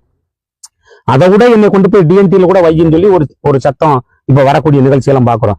இந்த மக்களை மட்டும் எஸ்சின்னு பார்க்கக்கூடியத, இந்த மக்களை மட்டும் ஒரு மாதிரி அருவருப்பா பார்க்கக்கூடிய வேலை வந்து இவங்களை எதை கொண்டு இவங்களை சுத்தம் பண்ணா இது சரியாகும்னு நினைக்கிறேன். அதாவது நல்லா ஒண்ணு புரிஞ்சுக்கணும். இப்ப அண்ணன் பெரியாருடைய சர்ச்சை வந்துச்சு. அன்னைக்கு 30 நாடுகள் சேர்ந்து ஈழ தேசத்தை சல்லட போட்டு சலிச்சு அந்த பறந்து கிடக்கும் பூமி பந்தெல்லாம் சிதறப்பட்டார்கள் தமிழர்கள். அதற்கு பின்னாடி பெரிய அரசியல் இருக்கு. ஏன்னா உலகத்தில் பெரும் வல்லரசாக மாறக்கூடிய தமிழீழ விடுதலை புலிகளை அழித்தாக வேண்டும் என்ற ஒற்றை நோக்கில் எல்லாருமே வேலை பார்த்தாங்க. இந்தியாவுக்கும் பாகிஸ்தானுக்கும் பிடிக்காது, ஆனா புலிகளை அழிக்கும் போது ரெண்டு பாகிஸ்தானுக்கும் சீனாவுக்கும் பிடிக்காது, ஆனால் புலிகளுக்கு எதிராக 2 நாடுகளும் ஒன்னா. சீனாவுக்கும் அமெரிக்காவுக்கும் பிடிக்காது, பாகிஸ்தானுக்கும் அமெரிக்காவும் பிடிக்காது. இஸ்ரேலுக்கும் உலக நாடுகளுக்குள்ள பல சிக்கல்கள் இருக்கு. ஆனா எல்லா நாடுகளும் ஒன்று சேர்ந்த ஒரு பெரும் தலைவனை வந்து பிரபாகரன் அவர்களுடைய புலிகளை வந்து ஒடுக்கினார்கள் என்றால் உலகத்தில் பெரிய வல்லரசு அவர்தான், மாவீரன் அவர்தான். அப்ப அவரை வீழ்த்துவதற்கு காரணம் என்னன்னா, நாளை வரலாற்றில் வந்து பெரும் வல்லரசாக மறி விடுவார்கள். தன் மக்களுக்கான வளங்கள் தனக்கே உரித்தானது, தனியிலும் அவன் அமைந்தால் தன் மக்களுக்கான அத்தனை வளங்களும் தன்னிடத்தில் இருக்கிறது என்ற பெருமாப்பும் வீரமும் அகந்தியும் பிரபாகரன் இருந்துச்சு, தலைவன் இருந்துச்சு. நம்மகிட்ட எல்லா வளமும் இருந்துச்சுடா. ஆனா எல்லாம் அடிச்சு. ஆனா நம்ம வேடிக்கை பார்த்தோம். இந்த மண்ணில விடுதலை புலிகள் அழிப்பிற்கு பின்பு முன்புன்னு 2 வரலாறு இருக்கு. அதற்கு பிறகுதான் திராவிடர் யார் தமிழர் யார் என்ற ஒரு பார்வை வந்துச்சு. அப்ப என்னடா நடக்கு, பக்கத்துல ஒரு நாடு கிடக்கு, கருணாநிதி வேடிக்கை பார்க்கிறாரு, பிரபாகரன் மகன் கொள்றதுக்கு நாங்க கருணாநிதி கிட்ட வந்து உத்தரவு வாங்கினாங்க. இங்க என்னடா ரேடார் கடி இந்தியா கொடுக்குது, இது என்னடா ஒரு மருந்து கூட கொடுக்கல. அப்ப என்னடா நடக்கணும் பார்க்கும் பொழுது அப்ப திராவிடம் என்ற போர்வையில் வந்து மாற்றுமொழி பேசுகிற மக்கள் இங்க கோலைச்சு தமிழர்களை வந்து அடக்கி ஒடுக்கி வாழ்ந்து கொண்டு இருக்கிறார்கள். அதற்கு துணையாக 800 ஆண்டு காலமாக வந்து இந்த தமிழ் குடிகளும் முட்டு கொடுத்து நிக்கிறான் அப்படிங்கிறது மக்களுக்கு புரியுது. அப்ப அந்த இடத்துல வந்து இது என்னடா அப்படின்னு புதுசா கட்டமைக்கிறத பார்க்கும் பொழுது வந்து பாத்துட்டீங்கன்னா, ஐயா சிங்காரவேலர், கியாப்பே விஸ்வநாதன், வள்ளலாறு, 11 சித்தர்களும் 63 நாயன்மார்களும் உலகத்தில் பக்தி இலக்கமும் சங்க இலக்கியமும் உலகத்திற்கு பறைசாற்றிய அத்தனை தமிழர்களுடைய வாழ்வியலை வந்து மூடி மறைச்சு அதை காட்டு முராண்டி மொழி எத்தி வெளியே தள்ளி பெரியாரு உங்களுக்கு அத்தனையும் செஞ்சு கொடுத்தாண்டா அப்படிங்கிறது எவ்வளவு பெரிய மானங்கட்ட செயலுது. அப்ப அந்த இடத்துல வந்து அப்ப அண்ணன் செந்தமலை சீமான் பாரி ஆட்டெல்லாம் வந்து பெரியார் மட்டும்தான் ஒரு பெண்ணையும் கிடையாதுடா. எங்களுக்கு இருக்குடா வள்ளலாரோட என்னடா பெரியாளு, பெரியார் என்னடா பெரியாளு அப்படிங்கிறது. என்னடா 11 சித்தர் இருக்கான், 63 நாயன்மார் இருக்கான், இலக்கண சங்க நல்ல குழந்தை 500 பதிப்புப்பட்டு பரிபாடல் வாழ்வில் வரலாறு ஏன்டா இருக்கா நீ யாரா அப்படின்னு கேட்டாங்க. ஆனா அந்த இடத்துல பெரியார தூக்கி பிடிச்ச அத்தனை பேர் யாருன்னு நினைக்கிறீங்க? நான் வந்து கன்னடன் சொன்னா இந்த நிலவியல் கோட்பாடு பெரும் சிக்கலாக மாறும். நான் மலையாளின்னு சொன்னா இந்த நிலவியல் கோட்பாட்டுல பெரும் சிக்கலாக மாறும். நான் தெலுங்குன்னு சொன்னா தமிழர் நிலத்தில் இந்த நிலவியல் கோட்பாட்டுல பெரும் சிக்கலாகும். ஆனா அந்த இடத்துல தெலுங்கர்களும் கன்னடர்களும் மலையாளிகளும் அந்த சிந்திக்கார அத்தனை பேரும் தன்னை திராவிடன் என்ற போர்வையில நின்ற காலத்துல வச்சுக்கிட்டான். சொல்ல முடியாது நான் கன்னடம் தான் சொல்லல, அதுக்கு பதிலா நாங்க திராவிடம் அப்படின்னு வச்சுக்கிட்டான். அங்க நின்று யார் பாருங்க, இனத்தால் வேற நீ அவன் திருமுருகன் காந்தியிலிருந்து நாகை திருவள்ளுவன் நொட்டு நொசுக்கு வந்தவன் ராமகிருஷ்ணன் பூரா அத்தனை பாருங்க விரைக்கெடுத்த தலைவர் எல்லா பெருந்தலைங்க. அப்ப அந்த இடத்துல அவன் என்ன பாருங்க, 800 ஆண்டு காலத்திற்கு பிறகும் 1956க்கு பிறகு மொழிவழி தேசியங்கள் பிரிக்கப்பட்ட பிறகும் தமிழர்களுக்கான நிலத்தை கொடுக்கறதுக்கு குமுறியான் கதறியான். அப்ப இந்த நிலத்துல 800 ஆண்டு காலத்திற்கு மேலாக நாங்க நிலத்தை இழந்து பண்பாடு கலாச்சாரத்தை இழந்து சொந்த நிலத்துல கூலியா இருக்க எங்களுக்கு எப்படிதான் இருக்கும், எங்களுக்கு எப்படி இருக்கும்? அப்ப இந்த நாய்களுக்கு தெரியுமா தெரிய வேண்டாமா? டோல்கட்ல நீ வேகமா வந்து அடிக்கிற அவன் யார அவன் நம்பிதானடா, அவனை அடிக்கிற என்னடா அவனுக்கு பெரிய தூக்கி கொடுத்துட்டான். என்ன தத்துவ கோட்பாட்டுல வர கஞ்சாவும் ஜாராயம் கொடுத்துட்டு அடி வைத்து பசுக்காக டோல்கேட்ல வரி வசூல் செய்யற ஒரு சின்ன பசங்களை சின்ன தம்பிகளை போட்டு அடிச்சு மண்டைய உடைக்கிறியாடா? இது போன்ற இதுவே உங்களுக்கு கொடுக்கப்பட்ட கோட்பாடா? இதே உங்க அண்ணன் இசைக்கிராஸ் உங்களுக்கு சொன்ன தத்துவமா? இதே உங்களுக்கு சொல்லி கொடுத்த அறிவியலா? ஒரு சமூகத்தை ஒடுக்கணும், ஒரு சமூகத்தை வெட்டணும், பள்ளிக்கூடத்துக்கு போகும்போது பையில அருவாளை ஒழிச்சு வச்சு மாணவர்களை வெட்டணும் அப்படிங்கறத உங்க அண்ணன் சொல்லி கொடுத்தாரா? இதெல்லாம் இந்த சமூகங்கள் தான் புரியணும். எந்த காலத்திலயும் ஒட்டுமொத்த மறவர்களுக்கு நம்ம எதிரானவர்கள் இல்ல. அதே மாதிரி அந்த சமூகத்துல நமக்கு உயிரை கொடுத்து இன்ன வரைக்கும் நம்ம நட்பு சக்தியா இருக்கிற எத்தனை பேர் இருக்கிறாங்க. இல்ல நம்மளை விட மல்லர் மரவர் ஒற்றுமை பேசினா சொல்லுவாப்பா இத்தனை இயக்கங்கள் இருக்கு பேச எதுக்கு? மொழி வரைக்கும் பிணைஞ்சு இருக்கா? இனிவரும் தலைமுறையாவது இந்த மண்ணுல வந்து நம்ம முட்டி மோதி செத்து விழுகாம இருக்கிற நாட்களாவது வந்து மகிழ்ச்சியாக கொண்டாடட்டுமே, இருக்கட்டுமே. இனிவரும் காலங்களாவது தமிழர்களுக்கான ஒரு அரசு வரட்டுமே. இவை செத்ததாக இருக்கு. நம்ம எந்த விதத்திலேயாவது ஐயா முத்துராமலிங்க தவிர எந்த இடத்துல நம்ம இழிவா பேசணும் அதெல்லாம் கிடையாது. அப்ப செந்தில் மல்லர் பேசினாருன்னா அதுக்கு முன்னாடி நீ எத்தனை இடத்துல பேசின? உன் தலைவர் எத்தனை பேர் இருக்கல? மறவர்கள்ல கல்லர்கள் எத்தனை தலைவர் இருக்க? ஒரு 3 கோடி ரூபாயில ஒரு கட்டணம் கட்டியான், ஒரு மணிமண்டபம் கட்டியான். அதை தடுத்த ஐயா கருணாநிதி, முத்துவேல் கருணாநிதியோட புதல்வன் ஐயா ஸ்டாலின் அவர்கள் வீட்டுல கட்டி இருக்க நாய்க்கு போடுற செலவு 3 கோடி. நாய்க்கு போடுற பிஸ்கட் செலவு. அமெரிக்கால இருந்து ஒரு பிஸ்கட் வரணும் நாய்களுக்கு. அந்த 3 கோடியாயிரம் ஒரு கட்டணம் கட்டணும். அதை தூக்கிட்டு மதுரை உயர் நீதிமன்றத்துக்கு போனேன். இது எத்தனை தடவை நீ கண்டிச்ச? அவர் ஐயாவுக்கு 13 வந்து தங்க முடமா நம்ம இப்படித்தான் ஓடி குமிழிட்டு கிடந்தோமா? தமிழ் தேசியத்தின் அடையாளம் தான் நம்ம பாக்குறோம். உசிலம்பட்டியிலயும் இப்ப சமீபத்தில் முதலமைச்சர் ஸ்டாலின் அவர்கள் வந்து உசிலம்பட்டியில மூக்கியாத்தேவர் அவர்களுக்கு வந்து இப்ப மணிமண்டபம் கட்டப்படும் அறிவிச்சாரு. அதே மாதிரி கார்ல் மார்க்ஸுக்கு வந்து சிலை அறிவிக்கப்படும் அறிவிச்சாரு. அதெல்லாம் நம்ம வரவேற்கிறோம்.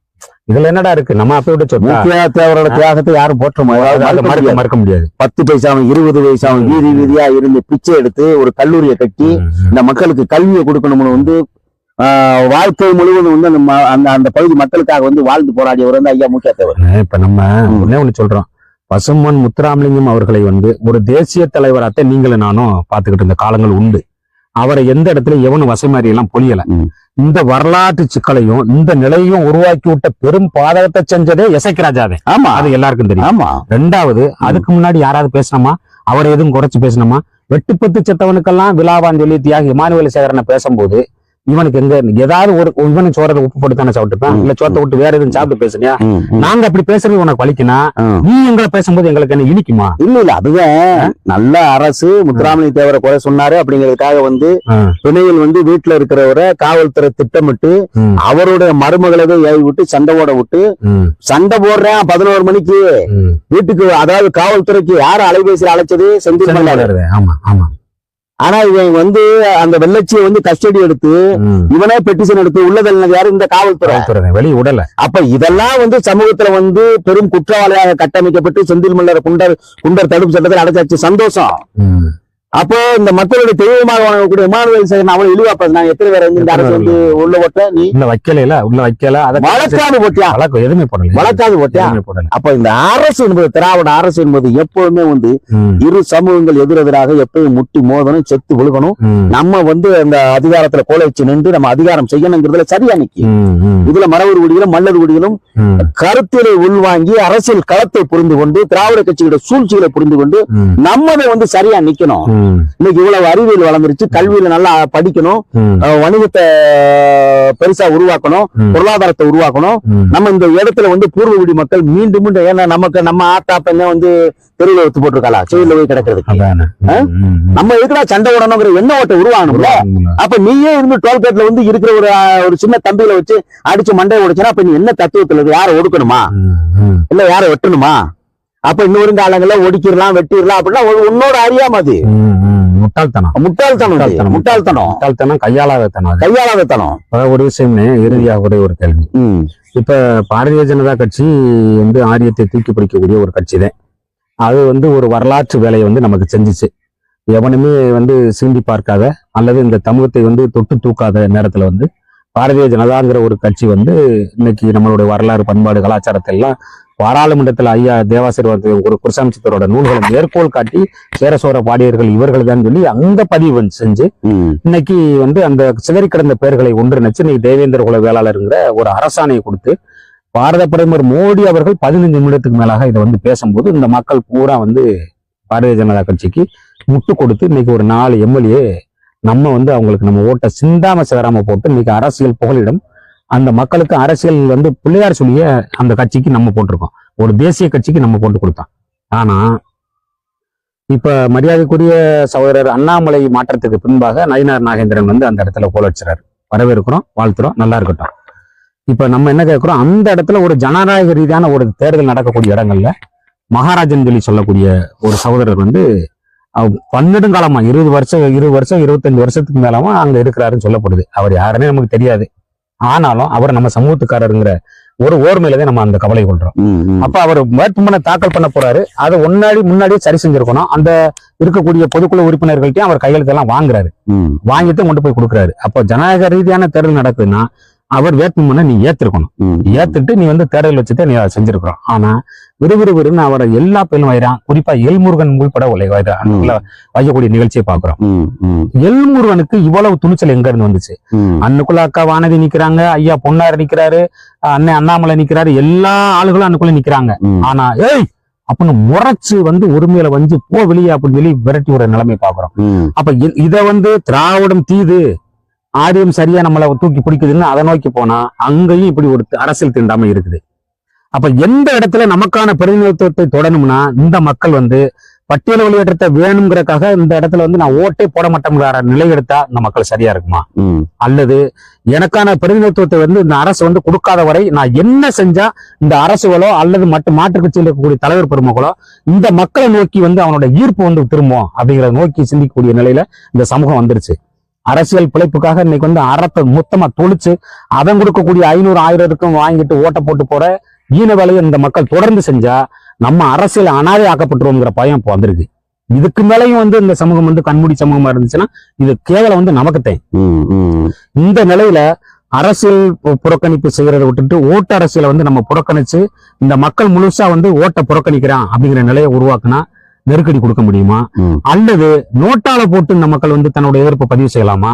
அல்லது இது தனித்தே இந்த மக்கள் மட்டுமே நிறுத்தி, அதாவது மல்லன் தேவேந்திர குல ஓலாளர்கள் அவர்களோட ஒட்டுமொத்த ஓட்டம் தேவேந்திர குல வேளாளருக்கு மட்டுமே அப்படிங்கிற ஒரு நிலைப்பாடு எடுத்து நம் சார்ந்த ஆளுகளை நிப்பாட்டி நம்மளே நமக்கான ஓட்டை மட்டும் போட்டு அவனுக்கு எதிர்ப்பு எப்படியோ திராவிட கட்சிகளுக்கோ இந்த பட்டியல் வெளியேற்றத்தை செஞ்சு கொடுக்காத எந்த பேருக்கும் ஓட்டு போடக்கூடாதுங்கிற நிலை எடுத்தா நல்லா இருக்குமா? அல்லது பட்டியல் வெளியேற்ற விஷயமா இன்னும் அழுத்தம் இந்த சமூகம் கொடுக்கணுமா? எதை நோக்கி இந்த சமூகம் போனா அரசியல்ல இனிமே தப்பிக்க முடியும்? ஏன்னா வந்ததும் போன பூரா அரசியல் அதிகாரத்துல இருக்கிறான். மண்ணின் பூரகுடி மக்கள், தலைக்குடி மக்கள் இன்னும் வீழ்த்தப்பட்டு கிடக்கிறோம், எந்திக்கவே முடியல.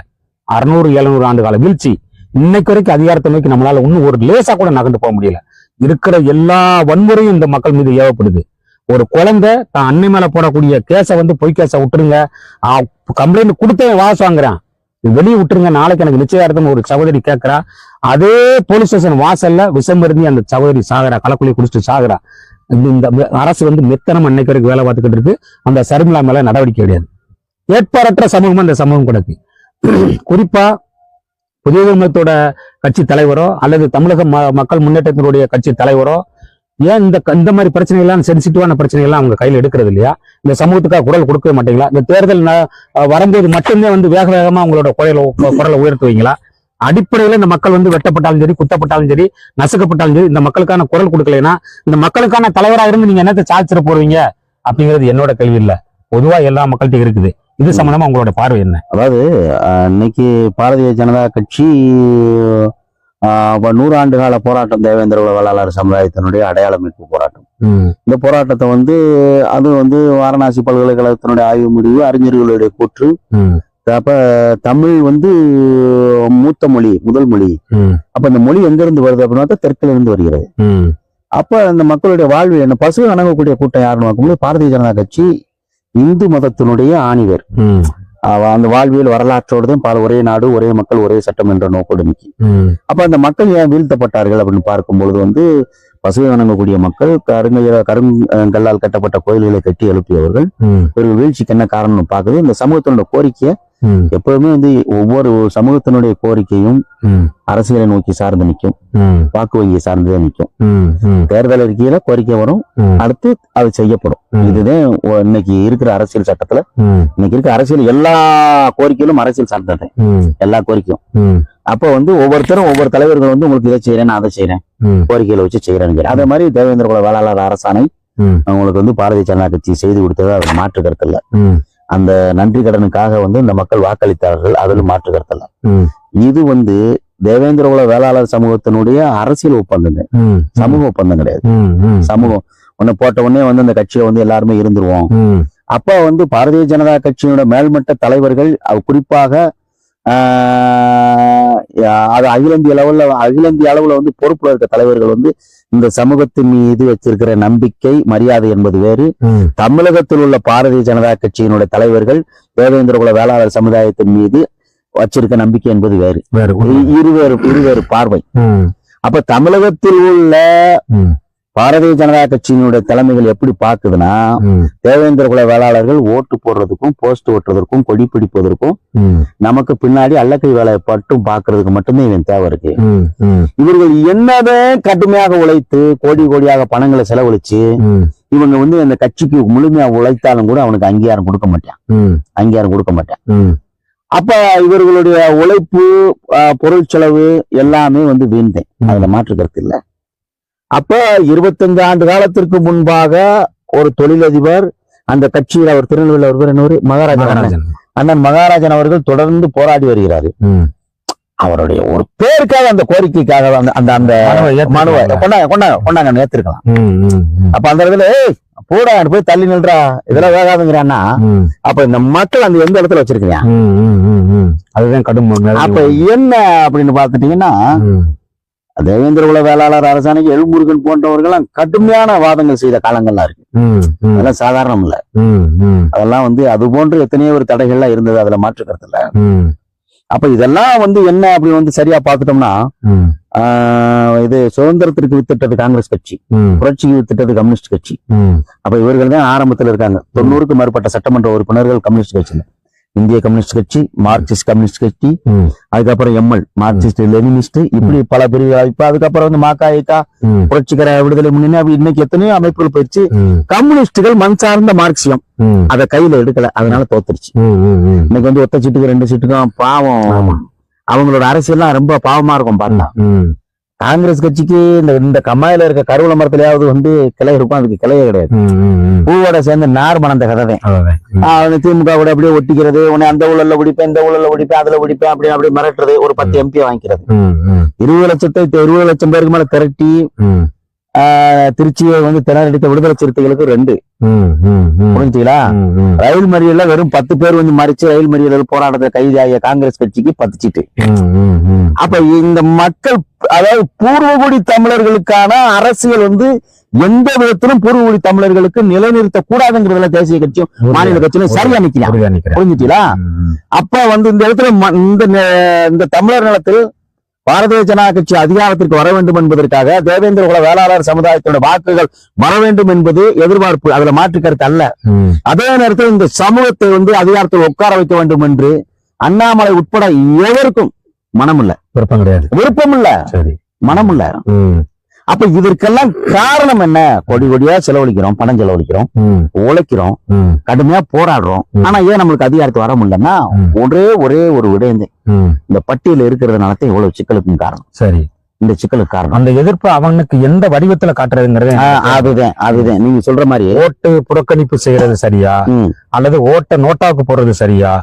இந்த மக்களோட அட்டென்ஷன் வந்து அவன் திரும்பி நம்மளை பார்க்கணும். யாரா அவனோட ஓட்டு ஒத்த போட்டு கூட உழுகல. இப்ப ஒரு தொகுதியில மொத்தமே 5 பேர் தான் இருக்கிறான். ஒட்டுமொத்த மக்களும் வந்து புறக்கணிச்சிட்டாங்க. 5 பேர் இருக்கிறேன்.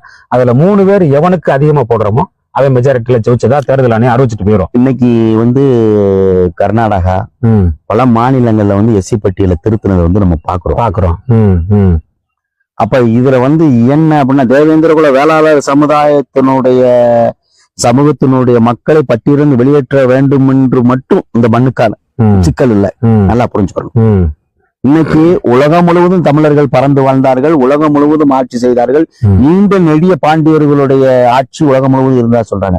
ஆனா இன்னைக்கு உள்ளங்கால்லதான் இருக்கு நம்முடைய நிலப்பரப்பு. இந்த நிலப்பரப்புல வந்து பாத்துட்டீங்கன்னா இன்னைக்கு இருக்க கால சூழல், அந்த அரசியல் நிலைப்பாடெல்லாம் பார்க்கும் பொழுது அகற்ற வேண்டிய சிக்கல் ரொம்ப இருக்கு. ஏன்னா ஒரு பக்கம் வந்து முல்லை பெரியாறு, தேனி, திண்டுக்கல், மதுரை, ராமநாதபுரம் வறண்டு கிடக்கு, தண்ணி கிடையாது. இரண்டாவது அது ஒரு சிக்கல் இருக்கு. பிறகு வந்து பாத்தீங்கன்னா நஞ்சையும் புஞ்சையும் தஞ்சையும் கொஞ்சம் விளையாடுகிற தஞ்சை தரணி, அது சர்வநாசம். காவேரிட்டு நம்ம கெஞ்ச வேண்டியது இருக்கு. தேசிய கட்சியாக உள்ள காங்கிரஸ் கட்சிகளோ, தேசிய கட்சியாக உள்ள கம்யூனிஸ்ட் கட்சிகளோ, தேசிய கட்சியாக உள்ள பாரதிய ஜனதா கட்சிகளோ வேடிக்கை தான் பாக்குது. இங்க உள்ள காங்கிரஸும் கம்யூனிஸ்டும் பாரதிய ஜனதா கட்சியும் எனக்கு காவேரியில தண்ணி கொடுங்கறியா, அங்க உள்ள காங்கிரஸும் கம்யூனிஸ்டும் பாரதிய ஜனதா கட்சியும் தண்ணி கொடுக்க முடியாதுங்க. அந்த நிலவில் சிக்கலை தான் பேசுறேன். ஒரே கட்சி 2 நிலைப்பாடு. ஆமா, ஒரே கட்சி 2 நிலைப்பாடு. அப்ப பக்கத்துல கச்சத்தீவு, அதாவது வந்து 1974, 76 இரு ஒப்பந்தங்களுக்கு பிறகு வந்து 2015 வரை 860 மேற்பட்ட மீனவர்கள் வந்து நடுக்கடல்ல சுட்டு வீசுறான். கொல்லப்பட்டிருக்காங்க. அவன் தமிழக மீனவர்களாத்தான் பார்க்கப்படுறான்.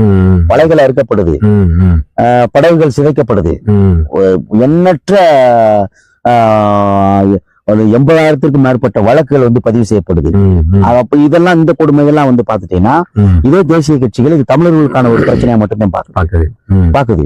ஒரு பக்கம் உலகத்தில் உள்ள நாசகர திட்டங்கள் இருக்கு, ஹைட்ரோ கார்பன் இருக்கு, எரிகாற்று எடுக்கிறது பூமிக்குள்ள, அது எதை நோக்கி பயணிக்குதுங்கிறது தெரியல. ஒரு அணுக்களை வந்து மோத விடுறதுக்கு தேனில. அப்ப அதுக்கப்புறம் வந்து பாத்துட்டீங்கன்னா அணுமின் நிலையம், அனல் மின் நிலையம், ஸ்டெர்லைட், இது போன்ற திட்டங்கள், இது அத்தனையும் பார்க்கும் பொழுது இந்த மண்ணில் தமிழர்களுக்கான ஒரு அதிகாரம் கோலச்சவில்லை என்றால் இனி வரும் தலைமுறைகள் ஆயுதம் தாங்கி போராடக்கூடிய கால சூழல்கள் உருவாயிரும். சரி, இப்ப தேவேந்திர குல வேளாளர், அதுதான் நம்ம என்ன சொல்றோம், ஒட்டு மொத்தமாக இனி வரும் காலங்களில் இன்னொருத்தன கைய வச்சு நம்ம படுக்கணும்னு அவசியம் கிடையாது. நம்ம கைய வச்சுதான் படுக்கணும். நீங்க நோட்டாவுக்கு போட்டா இந்த ஓட்டுகளை பூரா நோட்டாவுக்கு போடுறதுனால ஒருத்தன் ஜெயிக்காம இருக்க போறானா? இல்ல, ஜெயிச்சிருக்கான். ஒருத்தன் ஜெயிப்பான். நான் வாக்குகளை செலுத்தலப்பா, அதனால ஒருத்தன் ஜெயிக்காம இருக்க போறானா? இல்ல, ஜெயிப்பான். அதிகாரம் என்பது வலிமையானது. அந்த அதிகாரம் வலிமையானது என்ற நோக்கில் வந்து அதற்கான அதிகாரத்தை பெற வேண்டும் என்றால் நாமெல்லாம் ஒன்று சேர்ந்து நிக்கணும். இந்த நிலத்திற்கான அரசியலை வென்றெடுக்கணும். தமிழ் தேசிய அரசியலை வென்றெடுக்கணும். இன்னும் ஒரு கருணாநிதி வந்து 19% இடஒதுக்கீடு கொடுத்து இன்றைக்கு அதுல 3 விழுக்காடும் அந்த 15 விழுக்காடில் முன்னுரிமையை மருந்துகளுக்கு கொடுக்கும் பொழுது வந்து உனக்கு சட்டம் ஏற்ற உனக்கு பிரிவு இருக்கும் பொழுது இந்த மண்ணில் பூர்வகுடி என்னை சிறைப்படுத்தப்பட்டவனை விடுதலை செய்யறதுக்கு ஏன் நமக்கான ஒரு அரசை உருவாக்கூடாது? கண்டிப்பா செய்யலாம். நமக்கான ஒரு அரசை ஏன் உருவாக்கூடாது? ஒட்டுமொத்த ஒற்றுமைங்கிற ஒரு ஒற்றைப்புள்ளியில் நிக்க வேண்டியிருக்குனே, அதுல ஒரு பெரிய சர்வ சிக்கல் நமக்கு இருக்குது. இல்ல, நீங்க சொல்றதை நான் பேசி முடிக்கல. இப்ப நீங்க இதுக்கு முன்னாடி உள்ள தலைவர்களை சொன்னீங்க, எத்தனை பேர் வந்தாங்க, இத்தனை தலைவர்கள் இருக்கிறாங்க, இவங்க எல்லாம் அது கேட்கலையா? பாப்பா வந்து காவேரியில நடுக்காவேரியில வந்து விஷம் குடிச்சு இறந்துருச்சு. இன்னைக்கு வந்து 25 ஆண்டு காலம் 40 ஆண்டு காலம் அரசியல்ல இருந்த இயக்கங்கள் வந்து இந்த மக்களை என்ன சித்தாந்தத்துல வந்து உருவாக்கி இருக்காங்கன்னு சொல்லுங்க பாப்போம். நீங்க ஒண்ணுமே இல்ல. என்ன சித்தாந்தம்? ஒண்ணுமே இல்ல. புதிய இயக்கங்கள் தான் வந்து கொடி கட்டு வருதுல.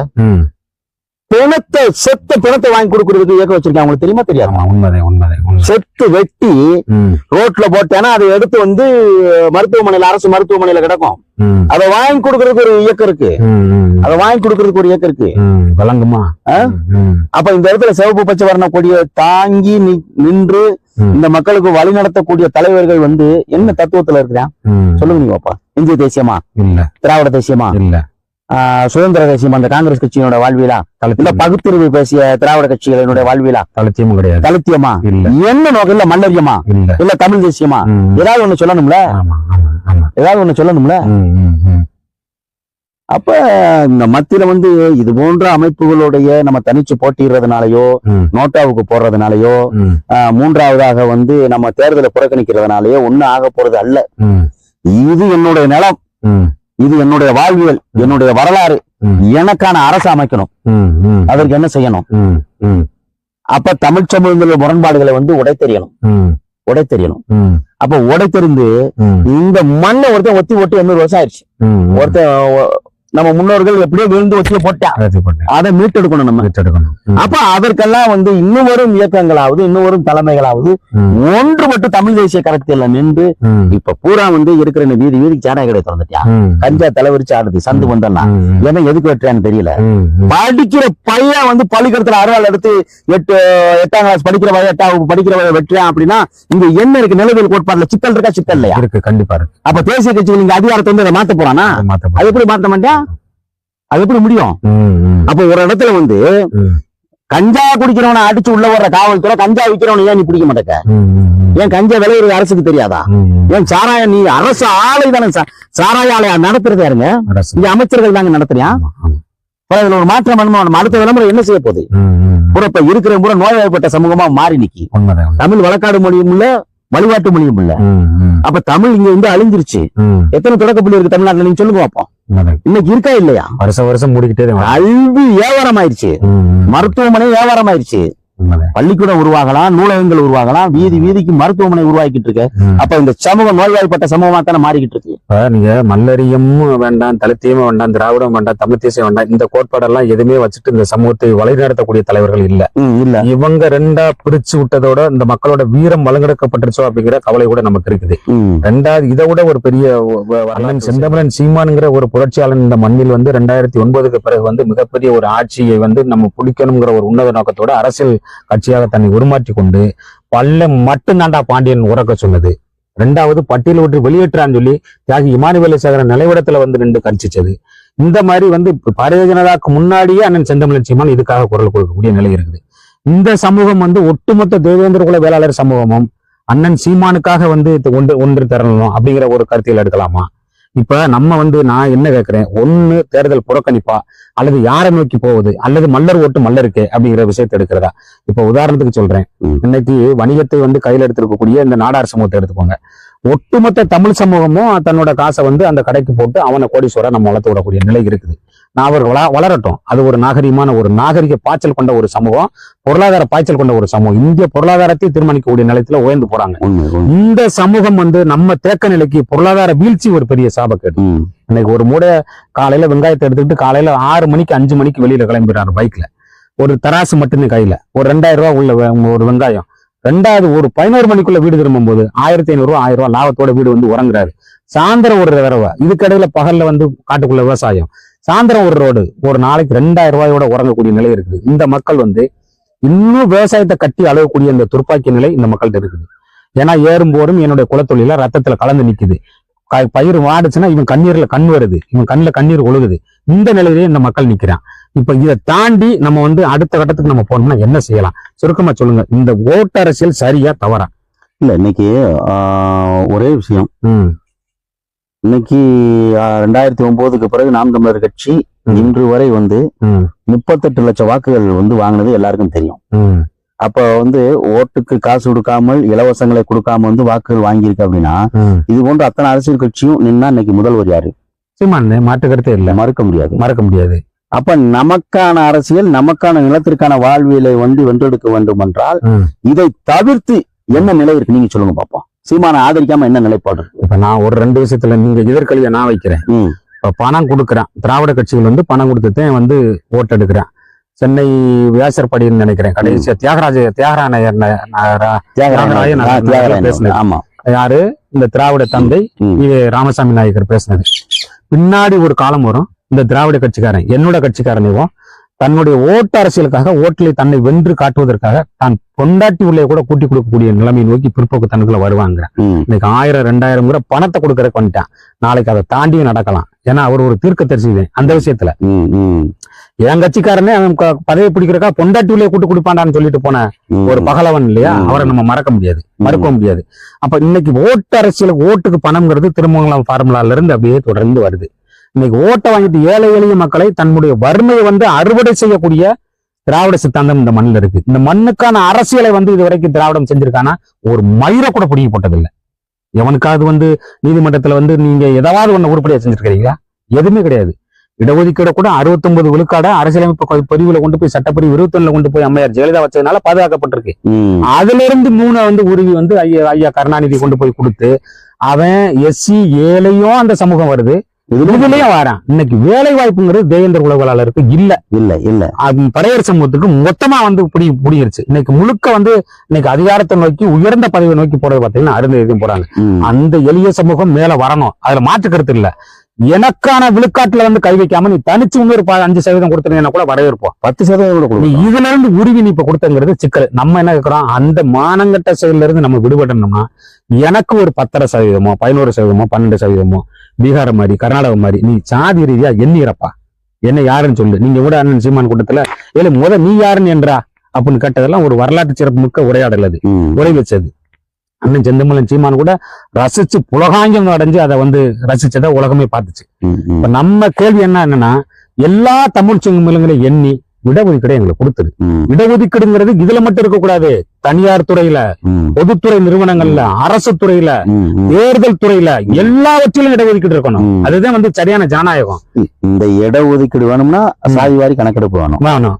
இந்த சாதிவாரி கணக்கெடுப்பை வந்து அரசு செய்யுமானா கண்டிப்பா செய்யாது. எப்படி செய்வேன்? இப்ப மத்த மாநிலத்துல செஞ்சிருக்கானே அவன்லாம் என்ன செஞ்சிருக்கான்? அவன்லாம் என்ன வந்து பண்ணது உலகத்திற்கே தெரியும். இங்க வந்து கோலைச்சி நிக்கிறது வந்து மிகவும் மைனாரிட்டி சமூகம். ஆமா. இப்ப நம்ம பல்லனும் பறையனும் வன்னியரும் கோணாரும் மரவனும் கள்ளனும் நாடானும் வளையனும் என்னன்னும் அப்படின்னா வந்து சின்னமலமும் என்னன்னும்ல. ஆமா. ரெட்டியாரும் என்னன்னும்ல. ஆமா. அப்ப இதெல்லாம் எண்ணும் பொழுது வந்து இங்க ஏமாற்று பேர் வழிகள் அதிகாரத்தில் இருப்பாங்கிறது தமிழர்களுக்கு புரியுமா புரியாதா? இன்னும் எத்தனை நாளைக்கு? அதுதான் நம்ம அரசியல் மாற்ற வேண்டும். ஒரு நாள் ஒரு பொழுது வந்து இந்த அரசு குடிவாரி கணக்கெடுப்பு நடத்தாது. ஒரு நாள் ஒரு பொழுதும் இந்த தமிழ் சமூகத்தோட வாழ்வியல் வரலாற்றை இந்த அடுத்த தலைமுறைகள் வென்றெடுத்து அவர்களை வாழ்க்கையில் உணர்த்த வேண்டும், உயர்த்த வேண்டும் என்ற எண்ணமும் இந்த திராவிட கட்சிகளுக்கு கிடையாது. வீதி வீதிக்கு சாராய கடைகளை மட்டும் வைத்து இந்த பாமர மக்கள், அறியாத மக்களை இந்த தேசத்தை நாசப்படுத்திய இலவசத்தை கொடுத்து அவர்களை வாக்கு வங்கியாக பயன்படுத்தி மீண்டும் கோலைச்ச வேண்டும் என்ற எண்ண ஓட்டம் இருப்பதால் தான் லட்சம் கோடி வந்து சாராய கடை ஊழல். இப்ப வந்து அமலாக்கத்துறை வந்து என்ன வேலைகள் நடக்குன்னு வச்சுக்கோங்க. ஒரு பாட்டிலுக்கு 10 ரூபா 30 ரூபானா இன்னைக்கு 1000 லட்சம் கோடி நான் 1000 கோடி ரூபா நம்ம கொள்ளையடிச்சு வச்சிருக்கேன் அப்படின்னா வந்து அந்த பணத்தை எதுக்கு வரும் தேர்தல வந்து நீங்க சொன்ன மாதிரி கூட்டி கொடுக்கறது மட்டும் இல்லடா, எந்த விதத்திலும் கொலையெடுத்தாவது நாங்க அதிகாரத்துல உட்காருவோண்டா அப்படிங்கிறது திராவிட கட்சி சரியா நிக்கிறேன். இத தமிழர்கள் தான் வந்து எழுந்து நின்று அவர்களுக்கான வாக்குரிமை என்ன, இந்த நிலத்திற்கான வாழ்வியல் என்ன என்பதை உணர்ந்து இதற்கான அரசு வேண்டும். அது தமிழர்களுடைய அரசு. அது நாம் தமிழர் கட்சியை ஆதரித்து நமக்கான சாதிவாரி குடிக்கணக்குகளை எடுத்து நமக்கான உரிமை நீங்க சொன்னது போற அரசு துறையோட தனி இடஒதுக்கீடு, தனியார் துறையோட இடஒதுக்கீடு எல்லாம் வந்து பகிர்ந்தளிக்க வேண்டும் என்றால், இந்த தமிழ் சமூகத்தினுடைய குடிகளுடைய அதிகாரங்கள் பகிர்ந்தளிக்க வேண்டும் என்றால் இந்த திராவிட கட்சிகளை புறந்தள்ளி அவர்களை குடைத்தெறிந்து தமிழர்களுக்கான அரசியலை வென்றெடுக்கும் பொழுது பட்டியல் வெளியேற்றம் என்பது ஒத்த பேப்பர்ல எழுதி கையெழுத்து போடுற ஒரு வேலை. தமிழ் தேசியத்துக்குள்ள சாதி பாகுபாடு இல்லையா? இருக்கு. நான் என்ன சொல்றேன், சாதி பாகுபாடு என்பது ஏதோ வந்து 40 ஆண்டோ 50 ஆண்டுக்கு முன்பாக ஐயா இமானுவேல் சேகரனுடைய இறப்புக்கு பிறகு கட்டமைக்கப்பட்டது அல்ல. இது 800 ஆண்டு காலத்திற்கு முன்பாகவே உளவியல் ரீதியாக கட்டமைத்து தமிழர்களை துண்டாடி, நிலத்தை துண்டாடி, அதை பாளையப்பட்டலாக சிதறடித்து ஒருமொழி பேசுகிற மக்கள் நீயார் நீயார் என்பதை பற்றி இவன் தாழ்ந்தவன் இவன் உயர்ந்தவன் என்று பிரித்தெடுத்து முட்டி மோத விட்டு ரத்தம் முடிச்ச கூட்டம்.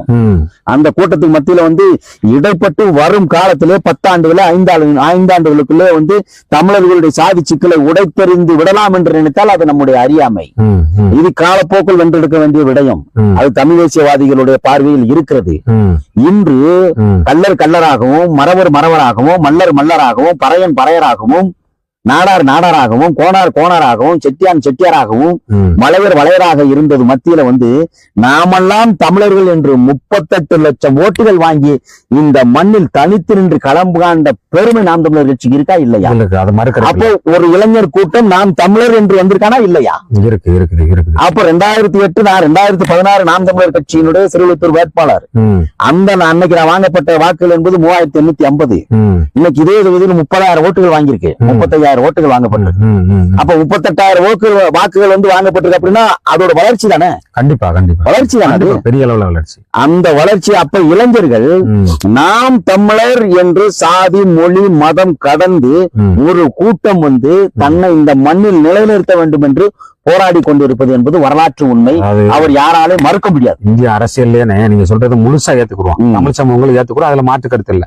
இந்திய அரசியல்லையும் இருக்கக்கூடிய ஆணுக்கும் பெண்ணுக்கும் சரிநிமர் சமானமாக தன்னுடைய இடத்தை வந்து பிரிச்சு கொடுக்கக்கூடிய ஒரு இந்திய அரசியல் கட்சியில ஒரு அங்கீகரிக்கப்பட்ட கட்சி நாம் தமிழர் கட்சி.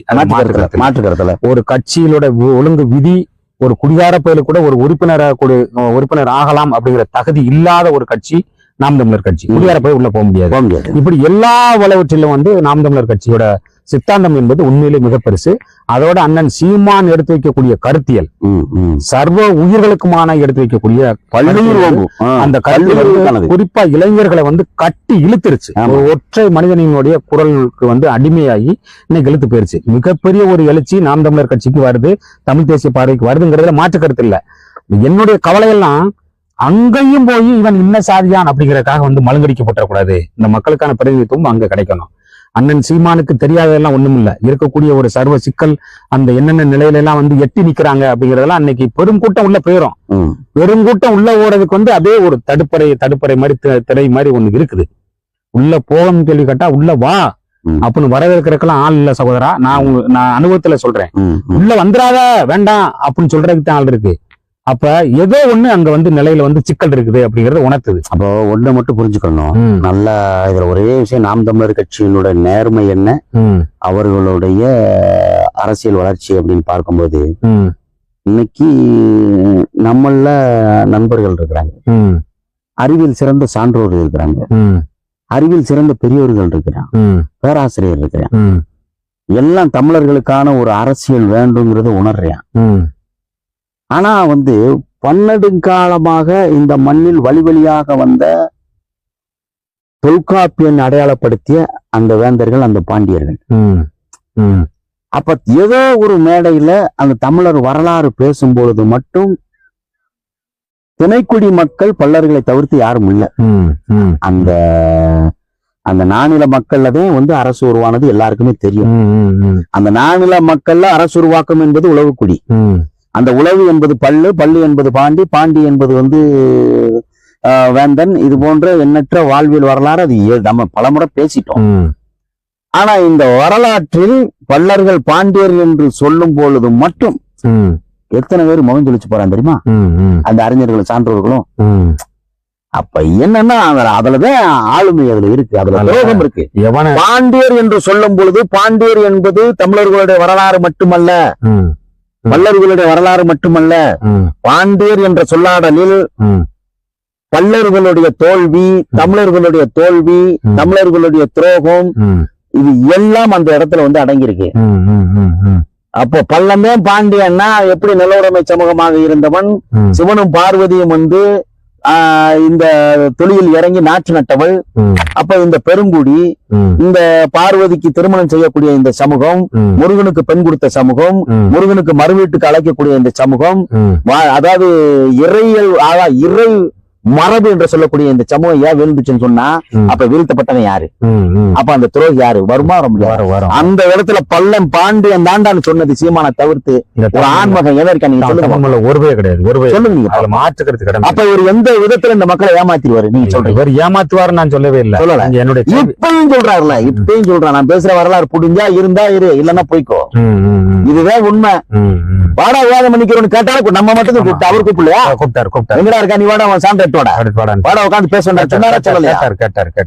அப்ப திமிரு இந்த இடத்துல திமிர் பிடிச்சு, தெலுங்கனுக்கு கொடி பிடிச்சு, கோஷம் பிடிச்சு முட்டு கொடுத்த அந்த கூட்டம் இன்னும் வந்து அப்படியே மறைச்சு ஒளிஞ்சு வாழ்றான், ஏமாத்துறான். நாங்களும் ஏமாத்துறான். அது மரபு. எப்படா நீ சொல்லு பாப்போம், எப்படான்னு சொல்ல முடியுமா? முடியாது. அதுல வந்து இன்னொரு விஷயம் என்னச்சுன்னா, செந்தமிழன் சீமான் அவர்கள் வந்து பல்லர்கள் தான் பாண்டியர் என்று சொன்னது பல்லர்களுடைய வாக்குகளை வாங்குவதற்கு அல்ல. இது தமிழர் வரலாறு என்பதை வந்து பறைசாற்றுகிறான். உண்மை, புரிஞ்சுட்டீங்களா? ஆனால் வந்து நாம் தமிழர் கட்சியில சமூக சிக்கல், இடையூறுகள், நிலவியல் கோட்பாட்டில் திராவிடர்கள் கட்டமைக்கப்பட்ட சாதிய மேலாண்மை, சாதிய ஆதிக்கம், இவன் உயர்ந்தவன் இவன் தாழ்ந்தவன் என்ற ஒரு முற்போக்கு சிந்தனை, இது இன்று உடைக்கப்பட்டு வருவதற்கு காரணம் நாம் தமிழர் கட்சி. இந்த வார்த்தையை சொல்லும் பொழுது பல்லந்தாண்டா பாண்டியன் சொல்லும் போது எத்தனை எதிர்ப்பு அண்ணன் எதிர்கொள்ள வேண்டியிருக்கும். பிற தமிழ் சமூகங்கள் வந்து இந்த வார்த்தையை சொல்லும் போது கண்டிப்பா முகம் சொல்லிச்சிருப்பாங்க. நேரம் சொல்ல முடியும், நேருக்கு நேரம் அண்ணன் சீமான்ட்ட சொல்ல முடியாது. நம்ம விசாரிச்ச அளவுக்கு வரலாற்றை முழுவதுமாக உள்வாங்கிக்கிட்டு வரலாற்றை முழுசா படிச்சுட்டாருன்னா எவ்வளவு பெரிய கொம்பாதி சொன்னாலும் போடா வெண்ண அப்படிங்கிற ஒரு சித்தாந்தம் கருத்தில் துணிவு இருக்கு. அது வரலாற்று துணிவு கொண்ட ஒரு சமூகத்தை வரலாற்றின் மக்கள் சொன்னதுல தவறலடான்னு சொல்லி ஸ்ட்ராங்கா சொன்னாரு. அந்த விதத்துல அண்ணனை நம்ம குறைச்சு மதிப்பிடல. இப்போ இன்னைக்கு வந்து இந்த காணொலியில வந்து நிறைய விஷயங்களுக்கு வந்து நீங்க கேள்விக்கு வந்து அற்புதமான ஒரு பதில் பேசுவோம். வாரம் உட்காந்து நிச்சயமாக ஒரு பெரிய உரையாடல். இது நிறைய இந்த தமிழ் சமூகத்துக்கும் ஒரு பெரிய தகவல் போயிருக்குன்னு நம்புறேன். கண்டிப்பா இவ்வளவு நேரம் உங்க நேரத்தை இவ்வளவு டைட்டான ஒரு ஷெட்யூல்லையும் உங்களுக்கு இந்த 1 மணி நேரத்தை வந்து எனக்காக நீங்க கொடுத்ததுக்கு உங்களுக்கு மனம் நிறைந்த வாழ்த்து. நன்றி.